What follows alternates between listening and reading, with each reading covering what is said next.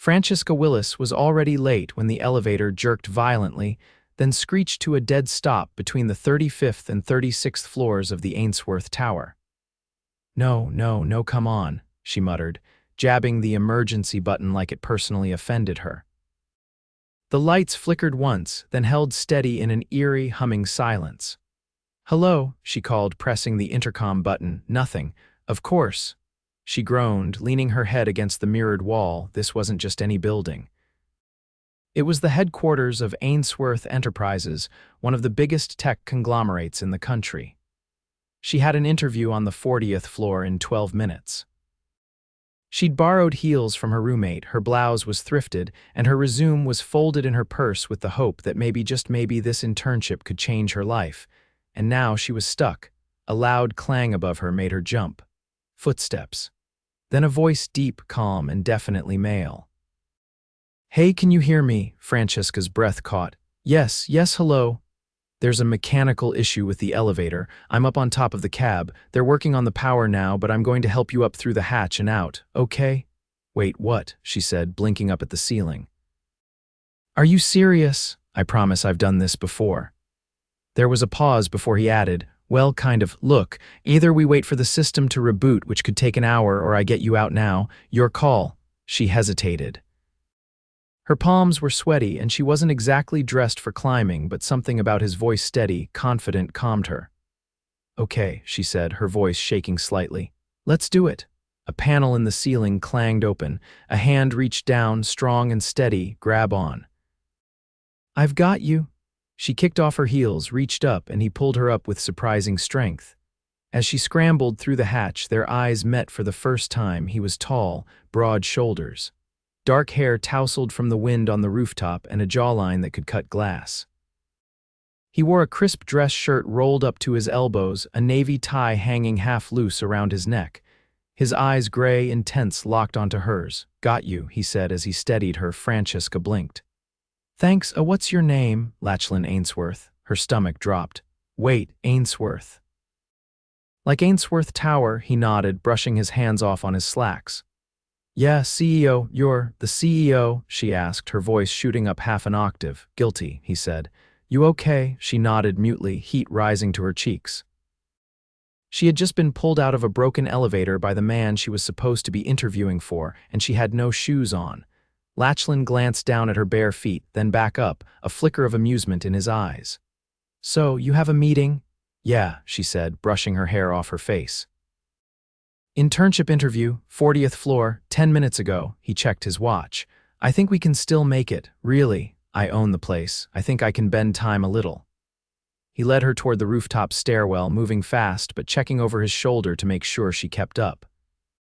As they reached the 40th floor and stepped into a sleek, glass-walled office, the receptionist's eyes widened. "Mr. Ainsworth?" "It's okay, Tara," he said. "Francesca Willis here is with me." Francesca blinked. "How do you know my name?" He gave her a quick look. "Your resume was on the floor of the elevator. I picked it up." She flushed. "Oh," he stepped aside, motioning toward the conference room. "Come on, let's talk." She followed him in, dazed. Instead of the HR rep she'd expected, it was just Lachlan sitting across from her at the massive glass table. "Okay," he said, leaning forward. "Tell me why you want this job." "You're interviewing me?" she asked, baffled. "I think I've earned that right, considering I pulled you out of an elevator." "Fair enough," so she told him. About growing up in a small town in Oregon, her single mom, working 2 jobs to get through college. How she loved systems and logistics and wanted to work in operations. How Ainsworth Enterprises had always been her dream. She didn't sugarcoat anything. She didn't try to be perfect. She just told the truth. When she finished, he was quiet for a second. "You're hired," he said, her jaw dropped. "Wait, what?" "Start Monday. You'll be working under my chief of operations. You've got guts." He stood up and added, "And I like people who don't fall apart when things go sideways." Francesca stood, still stunned. "I thank you, I mean it." "Thank you?" As he walked her to the elevator this time, a different one, he glanced over and said, "Next time you get stuck, call me. I apparently have a knack for rescues." She laughed, rolling her eyes. "Let's hope there's not a next time." He pressed the button, turned slightly toward her. "By the way, Francesca?" "Yeah, I think you're going to do great here." Her heart skipped. She swallowed. "Thanks, Mr. Ainsworth," he smiled. "Call me Lachlan." The elevator doors opened. She stepped inside, her head spinning. As the doors closed, she realized something ridiculous, something insane. She was already looking forward to seeing him again. Francesca stood in front of the full-length mirror in the guest bathroom of her shared apartment, adjusting the simple gold bracelet that had been her mother's. Monday had arrived faster than she'd expected, and with it, the first day of her internship. Her reflection stared back, composed but apprehensive. The navy pencil skirt and blouse were crisp, her hair neatly pulled into a low twist. She looked ready. She didn't feel ready. "You're gonna pass out if you keep holding your breath," her roommate Callie called from the kitchen. "I'm not," Francesca replied, exhaling sharply.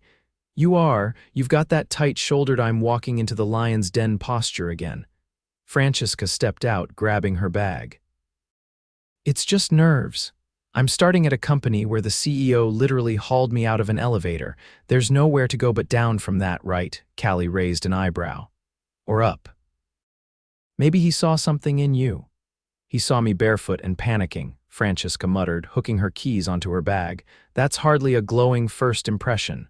Callie leaned on the counter. "He still hired you, that says something." Francesca didn't reply. She wasn't sure what it said. All she knew was that she hadn't been able to stop thinking about Lachlan Ainsworth since that surreal Friday morning. It wasn't just the way he'd looked, or even how he'd handled the elevator situation. It was the way he'd looked at her like she wasn't just another face, like her words had actually mattered. She pushed the thought aside and headed out the door. The lobby of Ainsworth Tower was buzzing with activity. Glass and steel reflected the morning light, and the hum of productivity echoed from every direction. Francesca checked in at the front desk and was directed to the 38th floor, where the operations division was located. As the elevator doors opened, a woman with sleek blonde hair and a sharp black jumpsuit approached her. "You must be Francesca," she said, extending a hand. "I'm Yvonne. I run the operations floor." "You'll be shadowing me for the first few weeks." Francesca shook her hand, trying to steady her nerves. "It's great to meet you. Thanks for having me." Yvonne offered a curt nod, then gestured down the hall. "Let's get started." The day passed in a blur of onboarding materials, internal systems training, and back-to-back departmental meetings. Yvonne was brisk and efficient, her tone clipped but not unkind. Francesca focused hard, taking notes, asking questions, keeping her head down. She didn't see Lachlan all day, and she told herself that was for the best. It was after 5 when Yvonne handed her a folder and said, "Drop this off at the executive floor. It needs his signature before end of day." Francesca froze. His? Yvonne didn't look up. "Lachlan." "Don't worry, he doesn't bite." Francesca took the folder and headed to the top floor, her pulse ticking faster with every step. The executive suite was quieter, the decor more refined. Soft lighting, polished marble, and abstract art adorned the walls. She approached the assistant's desk cautiously. "Is he in?" she asked. The assistant glanced up. "He just got out of a call. Go ahead." Francesca knocked once and stepped inside. Lachlan was standing by the window, phone in one hand, jacket off, sleeves rolled. He turned as she entered, and his expression shifted instantly. "Francesca," he said, placing the phone on his desk. "First day, how'd it go?" She held out the folder.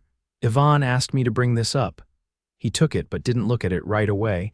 Instead, he leaned back against the edge of his desk, arms folded. "You look like you survived." "Barely," she said, managing a faint smile. "It was a lot. You'll catch up." He tapped the folder against his palm. "Did you get your badge, building credentials?" "Yeah, everything's set," he nodded, then added, "Good. You're going to need them when I start stealing you for other projects." She blinked. "What?" "I like to get interns involved in real work," he said. "Not just busy work. You said you were interested in systems and logistics. I'm launching a new internal platform next month. I want you on the integration team." Francesca hesitated. I mean, thank you. That's incredible." His gaze held hers for a beat longer than necessary. "You earned it." She looked away, the air suddenly too still. "I should get back downstairs," she said, turning toward the door. Francesca, she paused. He crossed the room, stopping just close enough that she could feel the shift in energy between them. I'm not usually the one pulling people out of elevators, he said. She glanced up at him. I figured, but I'm glad I was that morning, her breath caught. Why? Because I wouldn't have met you otherwise. She didn't know what to say to that, so she didn't say anything. Instead, she nodded once and left, heart hammering. Back on the operations floor, she sank into her borrowed desk chair, trying to focus on the onboarding checklist in front of her. But her thoughts wouldn't stop circling the same thing. He wants me on a project. He remembered what I said. He's watching. And she couldn't help but wonder what exactly Lachlan saw when he looked at her. Because whatever it was, it felt like more than just potential. Francesca didn't know what she expected when she joined the integration team, but it certainly wasn't being summoned to the executive floor 3 mornings later to attend a strategy session with only 5 minutes' notice. She barely had time to pull her hair into a loose bun and grab her notebook before riding the elevator up, her pulse drumming with every floor it climbed. As the doors opened, the familiar hush of the top level settled around her like a pressure drop. The assistant at the desk gave her a small nod and gestured to the glass-walled conference room. Inside, Lachlan stood at the head of the table, sleeves rolled down and buttoned today, dark tie knotted precisely. His focus was on a digital presentation glowing behind him on the wall, but as Francesca stepped in, his eyes flicked to her briefly, just long enough to make her skin warm under her collar. "Come in," he said, his voice steady but lower than usual. "We're just getting started." The room held only 4 others, all senior-level directors, each with laptops open and expressions carved from stone. Francesca slid into the last open seat, quietly opening her notebook. Lachlan clicked to the next slide. "This platform's going to streamline procurement, reduce cross-department lag by at least 20%, and eliminate the current bottleneck we're seeing in product flow," he said, turning to the team. "But before we finalize the rollout schedule, I want an honest read on the implementation timeline." One director leaned forward. 18 weeks minimum if we start next Monday." Another shook his head. "Not unless we double the training team." "The current staff can't cover that expansion." Lachlan didn't flinch. "Then we double it. Budget isn't the issue, efficiency is." Francesca hesitated, then raised her hand slightly. "Sorry, may I?" Lachlan nodded once. "Go ahead." She sat up straighter. "There's a way to cut 2 weeks off the onboarding process.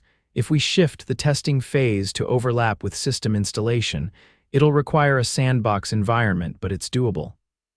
The room fell quiet. Then the director across from her said, "That's actually not bad." Lachlan's gaze didn't leave her. "Walk me through it." She did, clear, concise. And when she was finished, he didn't say anything right away. He just nodded once and turned back to the team. "Francesca's suggestion is approved. Adjust the timeline accordingly." The meeting ended 30 minutes later and the others filed out quickly, murmuring to each other. Francesca was gathering her things when Lachlan stopped beside her. "You saved us 2 weeks," he said quietly. "I just saw an opportunity." "It's what you brought me on for, right?" His lips tugged into something that wasn't quite a smile. "I brought you on because you think differently. That's rare." She stood, notebook in hand. "Well, I'm glad it helped." As she turned to leave, he said, "Do you have plans tonight?" She froze, then slowly turned back toward him. "I mean for work," he added, tone even. "There's a private networking event at the Pavilion Club. I want you there. You'll meet the department heads from our partner firms. It'll be good exposure for you." "Oh," she said, forcing her pulse to slow. "I don't have anything scheduled." He reached into his inside jacket pocket and pulled out an invitation, thick, embossed card stock, heavy in her hand. The Pavilion Club, she'd only heard about it in passing. Membership required yearly dues that could buy a car. "I'll arrange for a car to pick you up," he said. 7 sharp. She opened her mouth to protest, but he was already walking away. That night, a black town car pulled up outside her apartment, and Francesca stepped out in a midnight blue sheath dress she had borrowed from Callie's cousin. The driver escorted her into the club, where crystal chandeliers glowed above marble floors and waitstaff in tailored vests floated through a sea of designer gowns and sharp tuxedos. She spotted Lachlan near the terrace, speaking to a man in a silver tie. He saw her almost immediately, excused himself, and crossed the room with long, unhurried strides. "You clean up well," he said, voice low enough that only she could hear it. "I borrowed the dress," she replied, unsure how else to respond. "It suits you better than whoever owned it last." He didn't offer his arm, but he didn't need to. She followed him across the room through introductions to executives, venture capitalists, and founders. Each time she spoke, Lachlan let her stand on her own, never interrupting, never correcting. Just watching, listening. It was near the end of the night when they found themselves on the balcony overlooking the harbor, lights glittering across the water below. The breeze tugged at strands of her hair. "You know," Francesca said, "this is the kind of place I never imagined stepping foot in. Let alone with the man who owns the building I work in." Lachlan leaned on the railing. "You earned your seat here, don't forget that." She turned toward him. "Why me?" He looked at her for a moment, unreadable. Then, "Because you see the cracks in things. And instead of ignoring them, you try to fix them." They stood there for a beat, the sounds of the city below them, the murmur of the party behind them. Then he added, softer, "Most people either pretend the cracks aren't there or they try to break everything else to match." Francesca's throat tightened. "That sounds personal." "It is." He didn't explain, and she didn't ask, but as they stood beneath the stars, something shifted, not loud. Not immediate, but undeniable. And when he finally turned to escort her inside, his hand brushed hers just enough to make her wonder if it had been accidental. It hadn't. Francesca was running on less than 5 hours of sleep and a single espresso when she was called into Lachlan's office the next morning. She hadn't expected to see him so soon after the Pavilion Club event, especially not before noon. But when the executive assistant gestured her through the heavy glass doors, curiosity overrode exhaustion. Lachlan stood near the window, jacket off, fingers tapping absently against the edge of his desk. He didn't look up at first. The skyline stretched behind him, a wall of Manhattan steel and sky, but his expression was distant, as if he were seeing something else entirely. "You wanted to see me?" she asked carefully, his focus snapped back. "Yeah, sorry, come in." She stepped closer, unsure what mood she'd walked into. He looked composed, but there was something different in his posture, too still, too measured. He lifted a single sheet of paper from his desk and handed it to her. "You're being reassigned." Francesca blinked. "What?" "I'm moving you to the core systems team," he said, "effective immediately." She stared at the page. "But that team isn't even based on this floor." "I know." Her eyes lifted to his, searching for an explanation. "Did I do something wrong?" "No," he said quickly. "That's not it at all. It's a promotion. You'll be working directly with our infrastructure leads, and it puts you in line for a permanent position after your internship ends." She waited, sensing there was more he wasn't saying. "Then why does it feel like I'm being pushed away?" she asked quietly. Lachlan exhaled, jaw tight. "Because I can't focus when you're in the room." The air shifted. "I've tried to ignore it," he said. "Tried to keep things professional, but it's getting harder to pretend." Francesca's heart kicked. "Pretend what?" "That I don't notice the way you look at me," he said. "That I don't notice everything about you." The words landed like a strike to the chest, precise and impossible to misinterpret. She didn't move. "So your solution is to send me to another floor?" "I'm trying to do the right thing." "And what if I don't want you to?" That stopped him. He stepped closer, his voice low. "You're not a fling, Francesca. You're not someone I can afford to treat casually." "I never asked to be casual." He searched her face, as if trying to see past everything else, titles, roles, the walls they'd built from the start. "Say something," she whispered. "I want you," he said. "Not just for tonight, not just until the project ends, I want all of it." But I needed to be sure that wasn't just adrenaline or proximity, or the fact that I pulled you out of a life-threatening situation. "You mean the elevator?" he huffed once, a sound almost like a laugh. "You make it sound so dramatic." It was dramatic. "Exactly my point." She took a step forward. And yet, you still noticed me after that, not because you saved me, but because I didn't fall apart." His gaze sharpened. "Because you didn't fall apart," he repeated. Something broke loose between them then. He reached for her, not hesitating this time, and she met him halfway. His hands framed her face, thumbs brushing her cheekbones like he'd been imagining it for weeks. When he kissed her, it wasn't tentative. It was decisive, certain. The kind of kiss that left no room for misinterpretation. When they finally broke apart, she didn't step back. "So what now?" she asked, breath still uneven. "Now," he said, "I rip up that reassignment order and I stop pretending I don't want you in every part of my life." "Not just the office." Francesca laughed once, half in disbelief. "You're really bad at keeping your emotions hidden, you know that? I'm even worse at letting people I care about walk away." He kissed her again, softer this time, a promise more than a question. 2 weeks later, Francesca stood at a long mahogany table in a private dining room inside the Empire Plaza Hotel, heart racing for a different reason. She just delivered a systems presentation, not only to Lachlan's inner circle, but also to 2 international partners who were visiting from London. She had never spoken in front of that many high-level executives before. She stepped aside, letting the applause fade as Lachlan stood to address the room. He wore a charcoal suit and no tie, his expression unreadable until his eyes met hers. Then it softened just enough. After the guests dispersed and the room emptied, he found her in the hallway, arms crossed over her chest as if bracing for criticism. "You were brilliant," he said. "I was terrified. No one saw that but me." She glanced up at him. "You didn't have to put me in front of all those people. I didn't do it to test you. Then why? Because I trust you." He reached into his inner pocket and pulled out a slim box. "And because I wanted to give you something after today." She opened it slowly. Inside was a key silver, delicate and clearly old. "It's to a house I bought last year," he said. "Upstate. I haven't been back since the deal closed. It's been sitting there empty." She looked up sharply. "Are you offering me a weekend getaway or a relocation?" "I'm offering you the first place I've ever thought about building a life in, and I want you in it." Francesca's eyes stung, but she didn't look away. "You're serious?" "I've never been more." She didn't need to think, not anymore.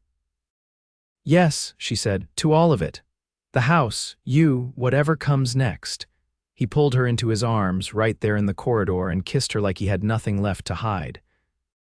That weekend, they drove upstate in his vintage Aston Martin top-down, music low, her hand resting over his on the gearshift.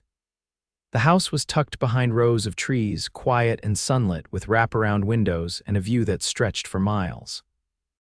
Francesca walked through the front door and turned to him, barefoot on the hardwood floors, eyes wide. "You really bought this place?" she asked. He stepped in behind her, arms sliding around her waist. "I didn't know it then, but I think I bought it for you." She smiled against his shoulder. "I used to think my life was going to be small. It never was." And when he knelt down in the open living room, pulled a velvet box from his pocket, and said her name with a voice full of certainty, Francesca didn't hesitate. She said yes before he could even finish the question. Because sometimes, the moment the elevator stops is the moment everything else begins. Francesca's breath caught as Lachlan slipped the engagement ring onto her finger, the delicate band catching the late afternoon light filtering through the tall windows of the upstate house. He hadn't made a speech, hadn't needed to. His eyes had held so much truth, she felt it in her chest. The yes had come without hesitation, without fear. Now, 3 weeks later, she stood barefoot on the stone patio, gazing out at the rolling hills as a quiet breeze pressed the linen curtains inward. Inside, Lachlan was on a call with the board, his voice calm and composed despite the storm of press coverage that had erupted after news of their engagement leaked. She hadn't expected it to go public so fast. One blurry photo, Lachlan's hand at the small of her back as they exited a gallery together, had turned into a media frenzy overnight. Articles ranged from speculative to invasive. Headlines used words like whirlwind and improbable, and though she tried not to read them, the questions always found her. She hadn't been prepared for the scrutiny. But she was learning when Lachlan joined her, his sleeves rolled to the elbow. She leaned into him without a word. He kissed the top of her head and wrapped his arms around her from behind. Board signed off on the restructuring, he murmured. We go live next quarter, she nodded, resting her hand over his. That's good. He paused before saying, they also asked about you. She tensed slightly. What kind of questions? Nothing I couldn't handle, he said, but they're curious. Some of them don't understand why I'm stepping back from day-to-day operations. She turned in his arms, searching his face. You're stepping back, I want balance, he said simply. I've spent years building Ainsworth Enterprises into a machine that runs on precision. But now I want to build something that runs on joy. Her throat tightened. You're serious? I've already appointed interim leads. I'll still make decisions, but I'm not going to live in that tower anymore. I've lived in boardrooms for too long. Francesca studied him. He looked lighter somehow, not softer but more open. She reached up, brushing her fingers along his jaw. What are we going to do with all that free time? I was thinking, he said, lips curving slightly. We could get married somewhere quiet. No press, no investors, no board members, just us. And a few people we trust. A week later, they stood under an arched canopy of oak trees on the back lawn of the house, surrounded by no more than 20 people. Francesca wore a simple ivory dress with cap sleeves and a low back, her hair pinned with fresh lilies. Lachlan wore a navy suit with no tie, his expression unreadable to anyone who didn't know him, but she did. She saw the way his eyes never left her, the way his fingers curled slightly at his sides like he was grounding himself in the moment. Callie stood to her left, holding a bouquet that matched Francesca's.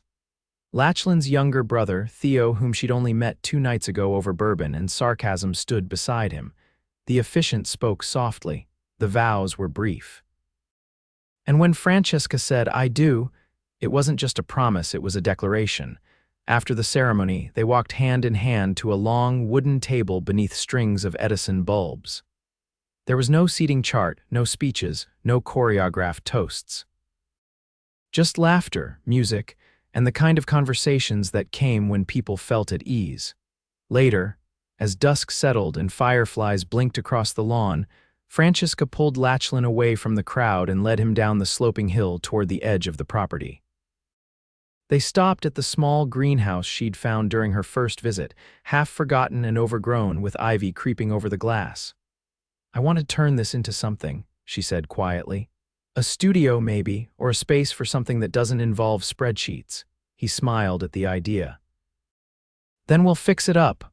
You didn't think I was going to let you have all the fun, did you? She turned toward him, fingers lacing through his. You're really ready to live like this. I'm ready to live, he said. And I want to live it all with you. They kissed beneath the twilight sky, the scent of earth and honeysuckle thick in the air, and for once there was no timeline, no clock ticking in the background, just the sound of crickets and the quiet thrum of something new taking root. 6 months later, Francesca stood in the greenhouse, now restored with reclaimed wood floors and wide glass panes that let in the morning sun. It had become a workspace for local artists and a literacy project she'd launched with Callie. They held classes here, built community gardens, and hosted open mic nights once a month. Lachlan was in the kitchen, barefoot and flipping pancakes while a jazz record played in the background. He'd grown a little stubble, traded his cufflinks for worn Henleys, and smiled more. The company hadn't collapsed without him, it had evolved, just like he had. Just like they both had, she stepped into the kitchen and wrapped her arms around his waist from behind. You smell like syrup, she murmured into his shoulder. Good. I made extra for you. They sat at the long farmhouse table, watching the morning unfold outside. When he reached for her hand across the table, she laced her fingers through his and rested her chin on her other palm. You know what I realized, she said. What's that? I never needed a rescue. I just needed someone who saw me. He leaned over and kissed her temple. I saw you the second you looked up at me from that elevator floor, she laughed softly. And now I see forever. Their plates went untouched for a while. Because sometimes, the best kind of love doesn't come with fireworks or flawless timing. Sometimes it begins with a malfunction and ends with everything you never thought you'd have: peace, partnership, and a love that doesn't just last but grows.